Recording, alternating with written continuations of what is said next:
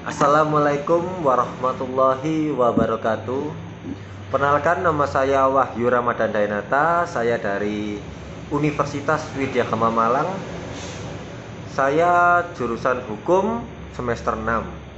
Nah, pada kesempatan kali ini saya ingin menjelaskan tentang apakah korporasi bisa digolongkan sebagai subjek hukum. Nah, menurut saya ya bisa. Mengapa? Karena begini, di dalam subjek hukum terdapat dua. Yang pertama adalah manusia, dan yang kedua adalah badan hukum. Sedangkan korporasi adalah badan hukum, seperti itu. Nah, mengenai penjelasan apa itu korporasi dalam hukum, dalam konsep hukum pidana, korporasi didefinisikan sebagai kumpulan orang atau harta kekayaan baik yang berbentuk badan hukum dan non badan hukum, seperti itu. Nah, sekarang apa yang dimaksud dengan korporasi? Seperti contohnya. Nah, menurut Kamus Besar Bahasa Indonesia, arti kata korporasi adalah badan usaha yang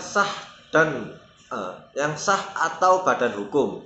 Nah, ini adalah poin utamanya, badan hukum. Makanya mengapa dia bisa dimasukkan ke kategori sebagai subjek hukum, karena yang pertama yang kita tahu bahwa subjek pidana itu adalah manusia dan badan hukum, seperti itu.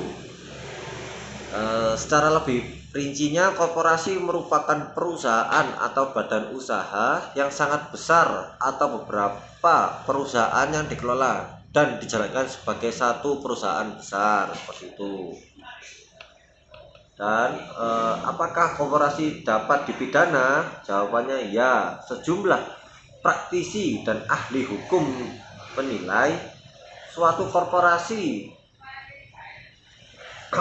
sebagai badan hukum bisa menjadi subjek hukum pidana. Di Indonesia, persoalan ini telah dipertegas dengan keluarnya peraturan Mahkamah Agung Perma nomor 13 tahun 2016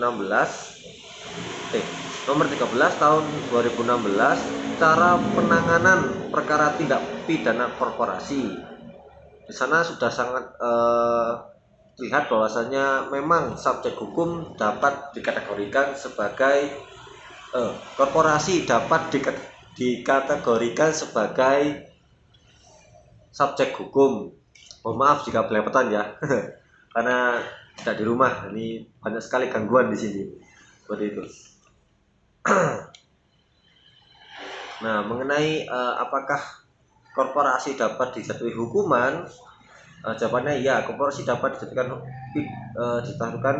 korporasi dapat dijatuhkan pidana mati.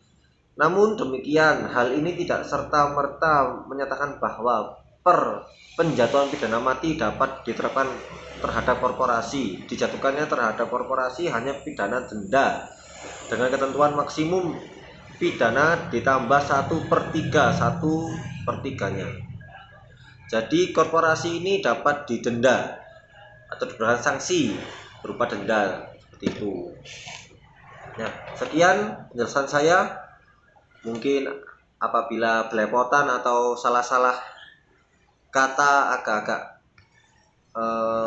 ya belepotan penjelasannya, mohon maaf. Ya, sekian dari saya. Assalamualaikum warahmatullahi wabarakatuh. Terima kasih.